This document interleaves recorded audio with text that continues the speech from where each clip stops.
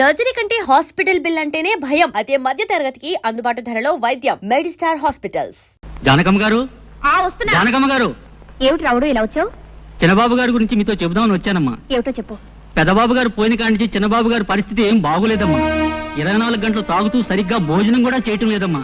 మీరైనా వచ్చి కాస్త మందలించండి అమ్మా. నాకు తెలుసు జానకి, నువ్వు వస్తావని తెలుసు, నన్ను ఇలా అడుగుతావని తెలుసు. నేను తాగుడు మానేయాలి, పెళ్లి చేసుకోవాలి, అంతేగా? అవును. నిన్నొక ప్రశ్న అడుగుతాను, సమాధానం చెప్తావా? ఏమిటది? నువ్వు సుఖంగా సంతోషంగా కాపురం చేస్తున్నావా? నిజం చెప్పు. నాకు తెలుసు నువ్వు చెప్పలేవు. నిన్ను నువ్వు మోసం చేసుకుని అబద్ధం చెప్పలేవు. నీ కాపురం సుఖంగా లేదు. సందర్భం వచ్చింది కాబట్టి ఒక నిజం చెప్తాను. ఈ నిజం ఆ రోజే నేను నీకు చెప్పగలిగుంటే మన ఇద్దరి జీవితాలు వేరే విధంగా ఉండేవి. జానకి, నిన్ను నేను మనస్ఫూర్తిగా ప్రేమించాను. అంతేకాదు, ఈ రోజుకి ప్రేమిస్తూనే ఉన్నాను. చిన్నబాబు, ఏమిటిది? నువ్వు మాట్లాడేదేమిటో నీకు తెలుస్తుందా? నేను పెళ్ళైన దాన్ని, నాతో ఇలా మాట్లాడకూడదు. జానకి, నేను నిజం చెప్తున్నాను. నిజం చెప్పడానికి కూడా కొన్ని హద్దులుంటాయి. అవన్నీ ఆలోచించబట్టే నువ్వు నాకు దక్కకుండా పోయావు. ఆ పెళ్లి చేసుకుని నువ్వు సుఖపడింది లేదు. నువ్వు లేని నా జీవితానికి ఏ సుఖం లేదు. ఇక ఈ జీవితాలు ఇంతేనా? ఇంతే. ఇంతకన్నా చేసేదే ఉంది? ఉంది. దానికి మరో మార్గం ఉంది. చేస్తావా? ఏమిటిది? నాతో వచ్చేయి. ఎక్కడికైనా పోయి సుఖంగా బ్రతుకుదాం.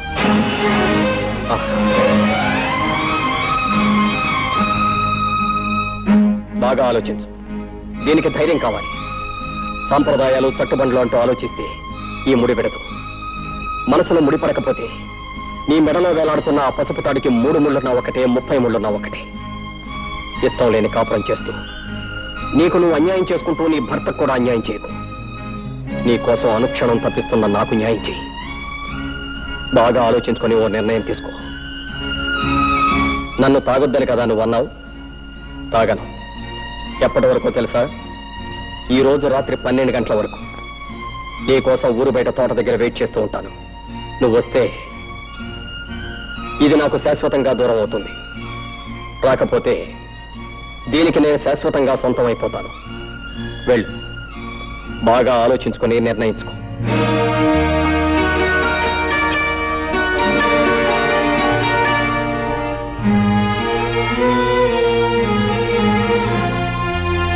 ఆవు జానకి, మురళి నీతో మాట్లాడినంత విన్నాను. కంగారు పడకు, నేనెవరికి చెప్పను. నువ్వు నన్ను చీడ పురుగని పేడ పురుగని చాలాసార్లు అన్నావు. నేనెప్పుడు ఫీల్ అవ్వలేదు, అవ్వను. ఎందుకంటే నిజానికి నేను పట్టు పురుగు లాంటి పురుషుణ్ణి. పట్టుదారులు లాంటి అందమైన ఐడియాలు ఇస్తాను. నీకు మంచి సలహా చెప్తా విను. మురళి నేను అడిగినంటూ తప్పేమీ లేదు. నువ్వు అతను కూడా వెళ్ళిపో. ఏమిటి? ఏమిటి నువ్వు అనేది? అవును, మన పురాణాలు తిరిగే చూడు ఎన్ని ఉదాహరణలు ఉన్నాయో. బృహస్పతి భార్య తార తన భర్త దగ్గర చదువుకోవడానికి వచ్చిన చంద్రుడితో లేచిపోయింది. ఆవిడ్ని పతివ్రత కాదన్నారా ఎవరన్నా? రాముడు కాలు తగిలి మళ్ళీ మనిషి అయిపోయిన అహల్య కథ మనందరికీ తెలుసు. ఆవిడ్ని పతివ్రత కాదన్నారా ఎవరన్నా? 5గురు భర్తల్ని సుఖపెట్టిన ద్రౌపదిని నువ్వు పతివ్రత కాదు అంటానికి ఈ దేశంలో దమ్ముందా ఎవరికన్నా? అంచేత మురళి అడిగిందంటూ తప్పేమీ లేదు. నువ్వు అతను కూడా వెళ్ళిపో. వ్యవసాయం చేసే మొగుడు, ఎప్పుడు ఏడ్చే పిల్ల, ఇదంతా ఓ పేడకల్లా మర్చిపో. ఈ బంధాలన్నీ తెంచుకుని స్వేచ్ఛగా ఎగిరిపో.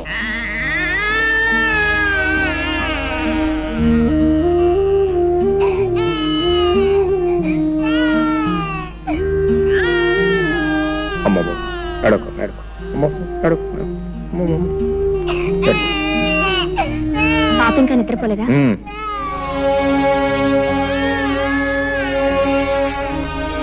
నువ్వు భోంచేసావా? నా భోజన సంగతి నీకెందుకు? నువ్వు వెళ్ళి భోంచే. నాకు ఆకలిగా లేదు. నీ ఇష్టం.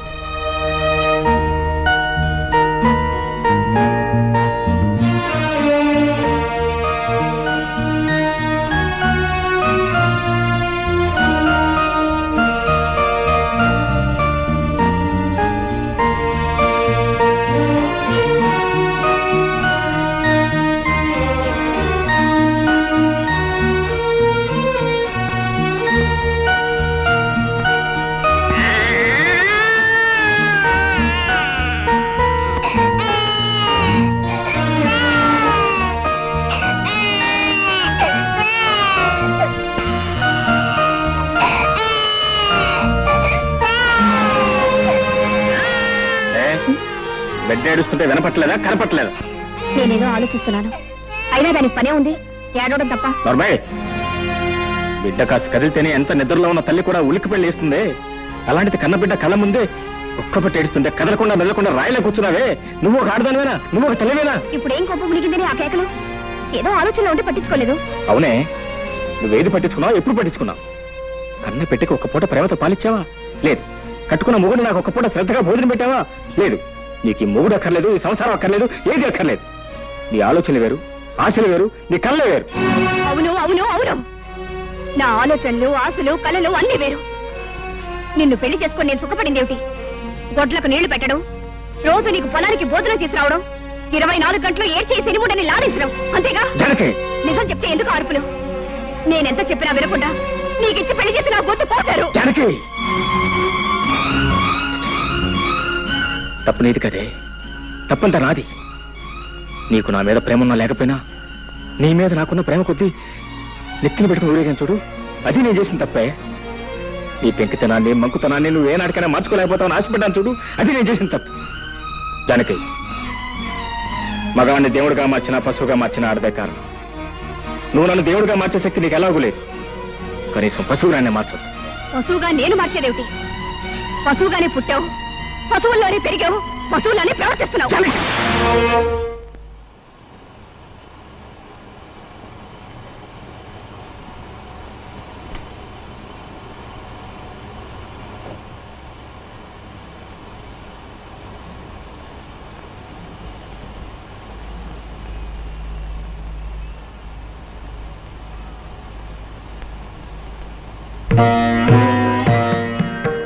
మనసులో ముడిపడకపోయిన తర్వాత నీ మెళ్ళో వేలాడుతున్న పసుపు తాడుకు 3 ముళ్ళున్నా ఒకటే, 30 ముళ్ళున్నా ఒకటే. ఇష్టం లేని కాపురం చేస్తూ నీకు నువ్వు అన్యాయం చేసుకుంటూ నీ భర్తకు కూడా అన్యాయం చేయకు. నీ కోసం అనుక్షణం తప్పిస్తున్న నాకు న్యాయం చేయి. పురాణాలు తిరగేస్తుడు బృహస్పతి భార్య తారేం చేసి భర్త దగ్గర చదువుకోవడానికి వచ్చిన చంద్రుడితో లేచిపోయింది. ఆవిడ్ని పతివ్రత కాదన్నారా ఎవరన్నా? వ్యవసాయం చేసే మొగుడు, ఎప్పుడు ఏడ్చే పిల్ల, ఇదంతా పేడకల్లా మర్చిపోయి అల్లంతో వెళ్ళిపోయింది. నీ కోసం ఊరు బయట గుడి దగ్గర వెయిట్ చేస్తూ ఉంటాను. నువ్వు వస్తే ఇది నాకు శాశ్వతంగా దూరం అవుతావు, రాకపోతే దానికి నేను శాశ్వతంగా సొంతం అయిపోతాను. వెళ్ళు. బాగా ఆలోచించి నిర్ణయించు. బాగా ఆలోచించి నిర్ణయించు. బాగా ఆలోచించి నిర్ణయించు. నా కోసం వచ్చి నా కోసం వచ్చి నా కోసం వచ్చాయి.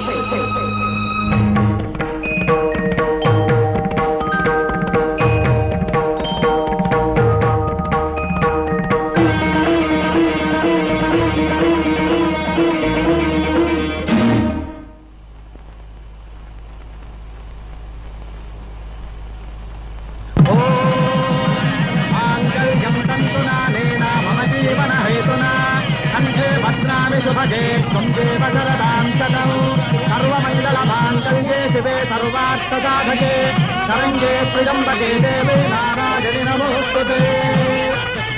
ఓం వైశ్వానరాయ విద్మహే లాలీలాయ ధీమహి తన్నో అగ్నిః ప్రచోదయాత్. స్వస్తి శ్రద్ధాం మేధాం యశః ప్రజ్ఞాం విద్యాం బుద్ధిం శ్రియం బలం ఆయుష్యం తేజారోగ్యం.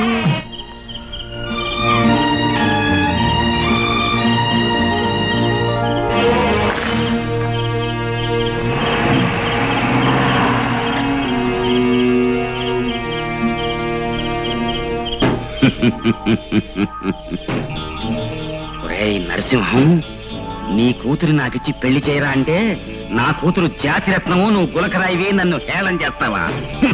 అది కూడా నీ జాతిరత్నం ఇంకోటితో లేచిపోతోంది. తెల్లారేసరికి తెలుస్తుంది నీ కూతురు జాతి రత్నమో అసలు జాతి లేని రాయో. సర్వే జన సుఖినో భవంతు, సుఖినో భవంతు.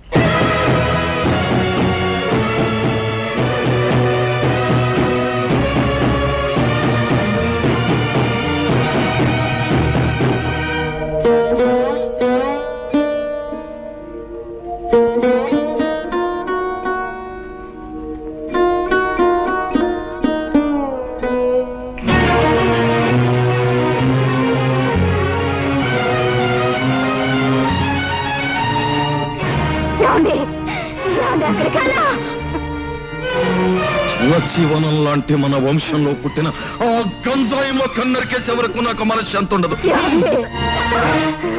వద్దండి, ఆ గంజాయి మొక్కని కన్నా పాపానికి ముందు నన్ను చంపి తర్వాత దాని ప్రాణం తీయండి.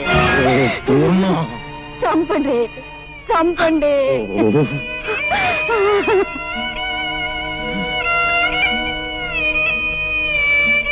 మీరు దేవుళ్ళ, మీకు రోజు మేము పూజలు పునస్కారాలు, ఆకలితో ఉన్నవాడికి అన్నం పెట్టి, అవసరాల్లో ఉన్న వాళ్ళని ఆదుకుని, కష్టాలలో ఉన్న వాళ్ళ కన్నీళ్లు తుడిస్తే మీరు ప్రసన్నులై మీ చల్లని దీవెనలు నాకు అందజేస్తారనే నమ్మకంతో బ్రతుకుతున్న మనిషిని నేను. నేను ఎప్పుడు ఎవరికి ఏ పాపం చేశానని ఇంత శిక్ష విధించారు? మీరు కరుణామయుల కష్టాయి వాళ్ళ.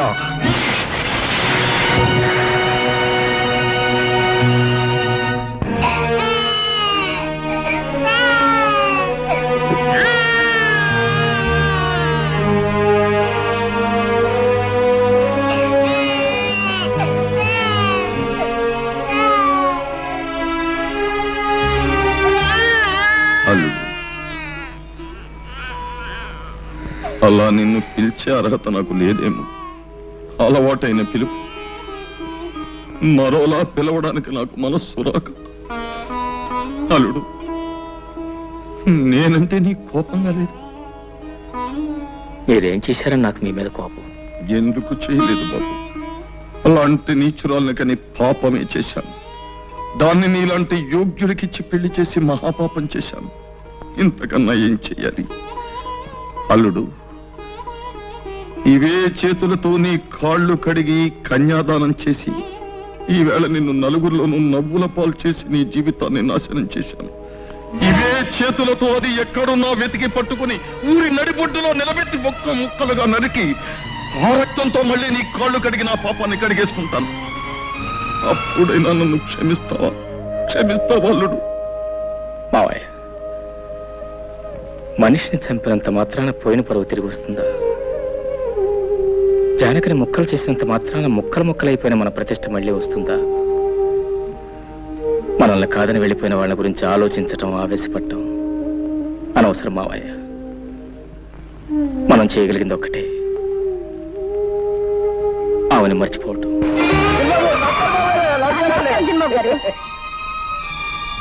రండి బాబు, కులాసేనా? చిన్నబాబు గారు, అమ్మాయి గారు మాకు తెలియకుండా పెళ్లి ఇప్పుడు చేసుకున్నా చిన్నబాబు. ఇంట్లోకి రాకుండానే ఏమిటా ప్రశ్నలు? ముందు సామాన్లు తీసుకెళ్ళి లోపల పెట్టు. బాబు. అమ్మగారిని మేడం మీద గదిలోకి తీసుకెళ్ళి ఏం కావాలో దగ్గర ఉంచు. అట్టగే బాబు. వెళ్ళి జానకి. రండమ్మా, రండి. ఇదేనమ్మా మీ గది, రండి. వస్తాను, అవసరం అయితే కేకేయండి. నా పేరు రావులమ్మ. అమ్మా, మీరేమనుకోకపోతే ఓ మాట అడుగుతాను. మీరు నర్సరీ గారి కూతురు జానకమ్మ కదూ? ఎప్పుడో చూశాను, సరిగా గుర్తుకు రావట్లేదు. వస్తాను. ఆ మధ్య మీకు పెళ్ళయిందన్నారు, ఇప్పుడు ఇలాగా? అయినా నాకెందుకులే అమ్మా, ఏదో మాట వరుసుకున్నాను. వస్తాను.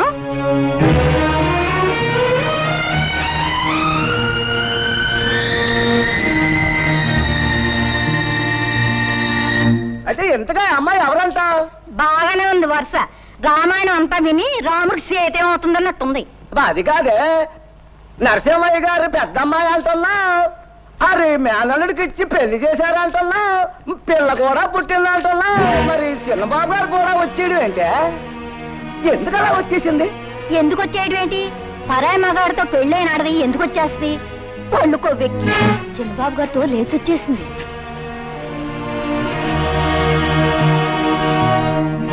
లేటు వెంకట్రావు గారి కుమారుడు రాంబాబు భార్య నరసింహం గారి కూతురు, అంటే నా కూతురు జానకి, భర్తను వదిలి మురళి అనే వ్యక్తితో లేచిపోయినందున ఈ గ్రామ కట్టుబాటును అనుసరించి జానకిని గ్రామ బహిష్కారం చేయడమైనది. ఇక ముందు ఎప్పుడు గాని ఎవరు గాని జానకిని గ్రామ సరిహద్దులలోకి ప్రవేశించనీయరాదు. అంతేకాదు, జానకి రాంబాబుల మధ్య వైవాహిక బంధాన్ని రద్దు చేస్తూ రాంబాబు ఇష్టం వచ్చిన పిల్లను వివాహం చేసుకునే అధికారాన్నిస్తూ ఇక్కడి పెద్దలందరూ తీర్మానం చెయ్యడమైనది. నువ్వేమంటావు రత్తయ్య బాబా?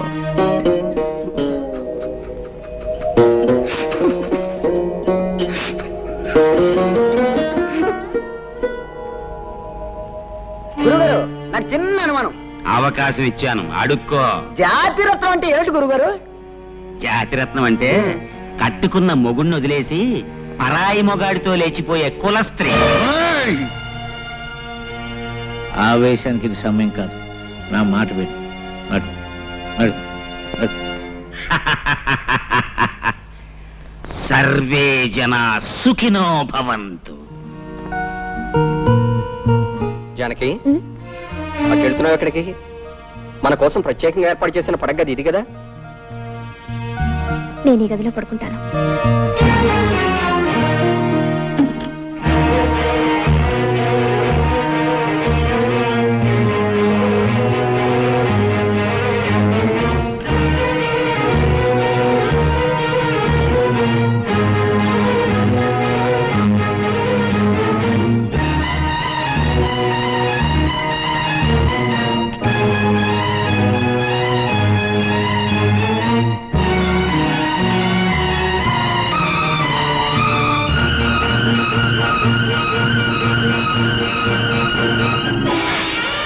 అయ్యా, పసుతాడంటే ఓ మగాడు తన పరువుని, ప్రతిష్టని, గౌరవాన్ని పసుతాడుగా మెడలో వేస్తున్నాను.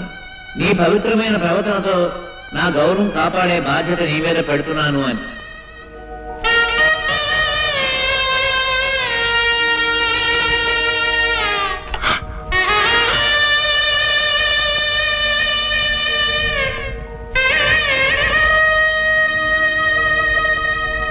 యజమానస్య కుమార్యాః పైడిపాల గోత్రాయాః జానకమ్మదాయాః.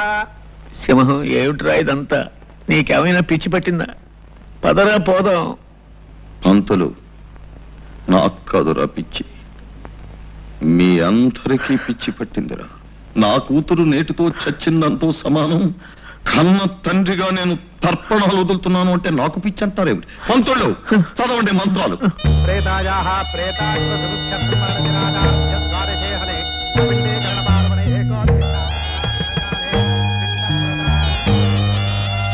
పిండస్యోపరి శిరోదకం నమః. కాయేన వాచా మనసేంద్రియైర్వా బుద్ధ్యాత్మనా వా ప్రకృతే స్వభావాత్ కరోమి యజ్జత్ సకలం పరస్మై శ్రీమన్నారాయణాయేతి సమర్పయామి. సర్వం శ్రీకృష్ణార్పణమస్తు.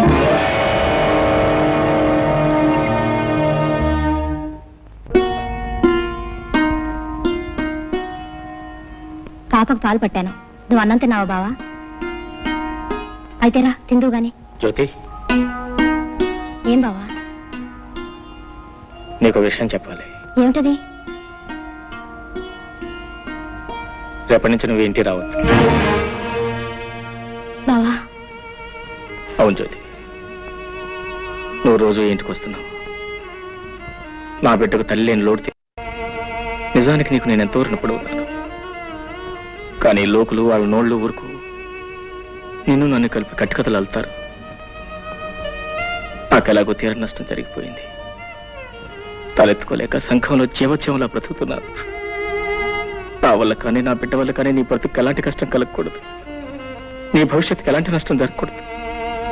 నీ పెళ్లికి ఎలాంటి అంతరాయం కలగకూడదు. అందుకే రేపటి నుంచి నువ్వు ఇంటికి రాకుండా ఉంటే మంచిది అని అర్థం చేసుకో. అమ్మా ఏడుస్తావు. బావన్న దాంట్లో తప్పే ఉంది. నీ మంచి కోరే చెప్పాడు. పాప ఆఫీస్ చేసిన పని వల్ల మనందరూ వేడవలసి వచ్చింది. నేను వెళ్ళకపోతే బావ ఒకడు పాపను ఎలా చూసుకుంటాడు? దానికి ఏ టైంకి ఏం కావాలో అన్ని అమర్చి పెట్టగలరా? నిజమే, కానీ మనం ఏం చేయగలం? పసిబిడ్డ నువ్వు చూసుకోలేవు బాబు. నేను తీసుకెళ్తానంటే నా మాట విన్నాడా? ఇదంతా మన కర్మ.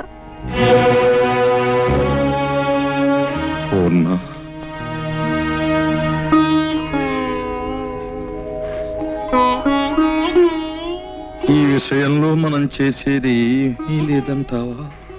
ఏముంది, అది చేసిన పనికి జీవితం అంతా ఏడవడం. మనవరాళ్ళు కూడా ముద్దాడుకోలేని దౌర్భాగ్యాన్ని కుమిలిపోవడం. ఈ జరిగిన పొరపాటులు కొంత బాధ్యత నాది ఉంది పూర్ణ. మీ బాధ్యత? అవును. అతనికి మన అమ్మాయి తగింది ఎంత మాత్రం కాదు అని నువ్వెన్నిసార్లు చెప్పినానే వినిపించుకోలేదు. పెళ్ళయ్యాక దాని గుణం మార్చుకుంటుంది అని ఆశపడ్డానే కానీ ఇలా మనకందరి గుండెల్లో చిచ్చు రగులుస్తుంది అనుకోలేదు. జరిగిన పొరపాటును దిద్దుకోవాలి. మన అల్లుడికి న్యాయం జరిగిపోయింది. అతనికి న్యాయం చెయ్యాలి. ఎలా? ఏం చేస్తారండి?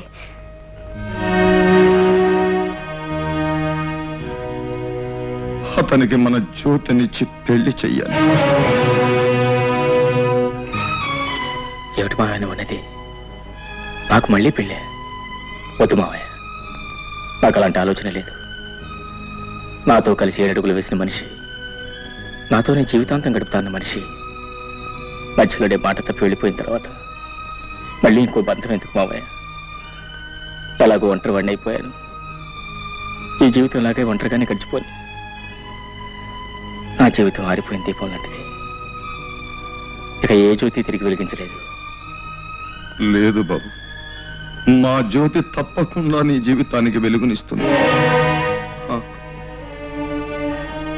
వద్దు మావయ్య, జ్యోతికి వేరే ఏదైనా మంచి సంబంధం చూసి పెళ్లి చేయండి. నా మాట వినండి. మా మాట కూడా కాస్త విను బాబు. కన్న పాపానికి మేము, కట్టుకున్న నేరానికి నువ్వు, తోడపుట్టిన దురదృష్టానికి దాని చెల్లెలు అందరం బాధపడుతున్నాం. అది గడప దాటిన క్షణం నుంచి నీ మావయ్య కానీ నేను కానీ కంటి నిండా నిద్రపోయావా, కడుపు నిండా తిండి తిన్నావా? ఒక్కళ్ళ మొహాల్లోనైనా కనీసం చిరునవ్వు కనిపించిందా? ఎవరికీ మనశ్శాంతి లేకుండా ఎంతకాలం ఇలా? అది పెట్టిన చిచ్చు కన్నీళ్లతో ఆరిపోయేది కాదు బాబు. నా మాట విను. నువ్వు మా జ్యోతిని పెళ్లి చేసుకుంటే దీనికో తల్లి దొరుకుతుంది, నాకు మనశ్శాంతి దక్కుతుంది. అల్లుడు, నువ్వెవరివో ఎక్కడ వాడివో అయితే ఇలా అడగడానికి నాకు నోరు వచ్చేదే కాదు. కానీ మేనల్లుడుగా రక్త సంబంధం ఉన్న మనిషిగా అడుగుతున్నాను. కాదను. మావయ్య, నువ్వు చిన్నవాడివి, ప్రార్థించకూడదు. నేను పెద్దవాడిని, ప్రాధేయపడకూడదు. కానీ ఇప్పుడు ఆ రెండు చేస్తున్నాను. ఇవి చేతులు కావలుడు. మావయ్య, అలాగే మీ ఇష్టం వచ్చినట్టు కానివ్వండి.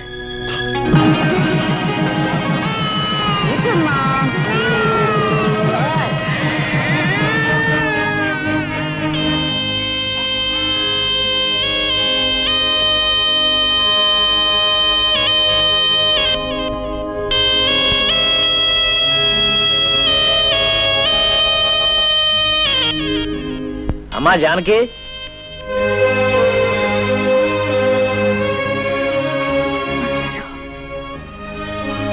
ఏమ్మా కులాసయ్యనా?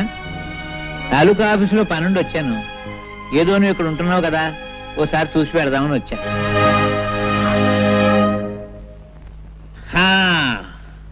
అబ్బో, ఇల్లు చాలా బాగుందమ్మా. చాలా పెద్ద ఇల్లు. ఈ సోఫాలు, కుర్చీలు, టేబుల్స్, లైట్స్ చాలా ఖరీదుంటాయనుకుంటాను. చాలా సంతోషం తల్లి. మీ నాన్న ఏడుస్తూ అన్నాడు, ఒరే పంతులు, పెద్దది ఎలా చేసింది ఏంట్రా అన్నాడు. నేనన్నాను, ఊరుకోరా పిచ్చోడా, అదేం తెలివి తక్కువది కాదు, ఏదో గొప్పతనం లేదే ఇంత పని చేస్తుందా అని నేనన్నాను. నేనన్నది కరెక్టేనమ్మో, లేకపోతే ఆ పేదరాంబాబు నీకు ఇవన్నీ ఎక్కడ తెచ్చిపెట్టగలడు? అమ్మా అతను అదే ఇంతకీ అతను ఏమనాలి జానకమ్మ తల్లి? భర్త అనడానికి కుదరదు, ఎందుకంటే అతను నీ మెళ్ళలో తాడి కట్టలేదు కనుక. పోనీ నేను అతని భార్య అందామా, అది కుదరదు. ఏమనాలబ్బా? ఏమిటో ఏమనాలు యథోపరికి తోచావడం లేదు. పాఠాలంటే చెప్తాను గాని భాష గురించి అంతగా తెలియదమ్మా. పోనీ ఏమనాలో నువ్వు? అదేమిటమ్మా, అదేమిటి ఎడుతున్నావా? Silence silence silence. నువ్వేదో ఆనందంగా సుఖంగా ఉన్నావేమో చూసి వెళదామని నేను వస్తే ఏడుస్తావేమిటమ్మా? సైలెన్స్ సైలెన్స్ అమ్మా, ఏడవకూడదు. మాస్టారు, ఊరుకో, ఊరుకో, ఊరుకో. నేను తప్పు చేశాను మాస్టారు, తప్పు చేశాను. చచ్చ, ఏడవకమ్మా. చేసిన తర్వాత తప్పని తెలిస్తే ప్రయోజనం లేదమ్మా. చూడమ్మా, నీకు గుర్తుందో లేదో, నీ చిన్నప్పుడు చదువుకునేటప్పుడు వేమన శతకంలో ఓ పద్యం, కులములోన ఒక్క గుణవంతుడుండిన కులము వెలయు వాని గుణము చేత. ఆ పద్యం నువ్వు తప్పు చదివితే నిన్ను నేను బెత్తంతో కొట్టాను. మరుసటి రోజు కరెక్ట్గా అప్పచెప్పావు. కానీ నీవు ఇప్పుడు పెద్దదానివి, బెత్తంతో మందలించవలసిన వయసు కాదు నీది. సరిదిద్దడానికి వీలున్న తప్పు కాదు నువ్వు చేసింది. అది పద్యం, ఇంకోసారి చదివితే వస్తుంది. కానీ ఇది జీవితం. ఇంకో జన్మ ఎత్తితే గాని చేసిన పొరపాటు సరిదిద్దబడదమ్మా. ఈ జన్మకింతే. సైలెన్స్ సైలెన్స్ అమ్మా. మాస్టారు, బాగున్నారా మాస్టారు?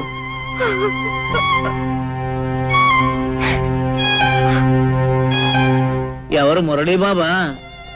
చాలా కాలం అయిందా నిన్ను చూసి. చాలా సంతోషం బాబు. నీలో బాగా మార్పు వచ్చేసిందే. నీకు గుర్తుందా, చిన్నప్పుడు నువ్వు చదువుకునేటప్పుడు నేను ఇచ్చిన పాఠాలు నువ్వు గడగడ అప్పచెప్పేస్తుంటే మా మురళీబాబు చాలా తెలివిగలవాడు, బాగా చదివేసి పెద్ద పెద్ద ఉద్యోగాలు సంపాదించేసి కలెక్టర్ ఉద్యోగాలు అవి చేసేసి మా ఊరికి పెద్ద పేరు తీసుకొస్తాడని నేను అందరికీ చెప్తుండేవాడిని. కానీ బాబు, మన ఊరి పేరు, పరువు, ప్రతిష్ట ఇలా బజారు పాలు చేస్తావని అనుకోలేదయ్యా. మాస్టారు, అర్థమైంది మాస్టారు. మీరేమంటున్నారో అర్థమైంది. చూడండి, మేమేదో కాని పని చేశామనో చేయకూడని పని చేశామనో మీరందరూ అనుకోవటంలో తప్పు లేదు. కానీ ఒక్క విషయం ఆలోచించండి. ఆమెకు తన భర్తతో సుఖం లేదు. ఆమె లేకుండా నేను బ్రతకలేను. అందుకే అర్థం లేని ఈ కట్టుబాట్లని కాదనుకొని మేమిద్దరం కలిసి ఒక నిర్ణయానికి వచ్చి ఈ పని చేశాం. మేం చేసిన దాంట్లో తప్పే ఉంది. ఏమిటి ఏమిటి బాబు, నువ్వు చేసిన దాంట్లో తప్పేమీ లేదంటావా? ఆ సంగతి ఆ పిచ్చి పిల్లలు చెప్పవా బాబు. చూడు, ఏదో తప్పు చేశానని ఏడుస్తుంది పాపం. చూడు నాయనా, ఒక ఆడ మగ కలిసి కాపురం చేయడానికి రూపం, డబ్బు ముఖ్యం కాదయ్యా. అవే ముఖ్యం అయితే ఈ పవిత్ర భారతదేశంలో ఇన్ని సంసారాలు చల్లగా ఉండవు, ఉండబోవు. భర్తలో ఏదో లోపం చూశానని భార్య భర్తను వదిలేసి, భార్యలో ఏదో లోపం చూశానని భర్త భార్యను వదిలేస్తే మన సాంప్రదాయాలకి ఆచారాలకి అర్థం లేదు, మనకు బ్రతుకు లేదు నాయన. బాబు, అన్నేళ్లు లంకలో ఉండి నా భర్త వస్తాడు, నన్ను రక్షిస్తాడని ఆశగా ఎదురు చూస్తూ జీవించింది కాబట్టే ఇన్ని వేల సంవత్సరాలైనా సీతాదేవిని ఇంకా దేవతగానే కొలుస్తున్నాం. భర్త కుష్ఠరోగైన నెత్తి మీద పెట్టుకుని అష్టకష్టాలు పడింది కాబట్టి సుమతిని మహాపతివ్రత అన్నాం. బహుశా వాళ్ళు నీ అంత తెలివిగలవాళ్ళు కాకపోవచ్చు. చివరికి ఖచ్చితంగా నేను చెప్పేది ఏమిటంటే, ముమ్మాటికి నువ్వు చేసింది తప్పు తప్పు తప్పు. మాస్టారు, ముసలివాడిని, నేను ఏదైనా పొరపాటు మాట్లాడుంటే మన్నించు.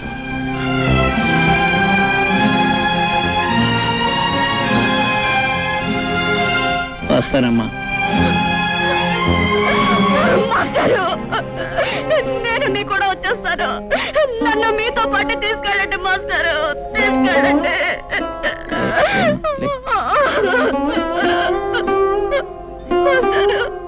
ఏమిటమ్మా, ఏమిటి పిచ్చి తల్లి? వస్తావా? ఎక్కడికి వస్తావు? ఎవరి దగ్గరికి వస్తావమ్మా?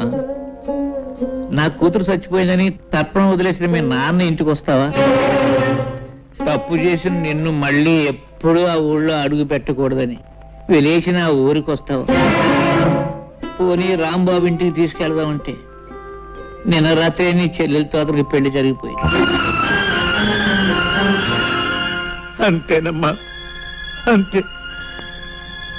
ఒకసారి గడప దాటిన ఏ ఆడదాని బ్రతుకైనా జీవితాంతో సైలెన్సేనమ్మా, సైలెన్సే, సైలెన్సే.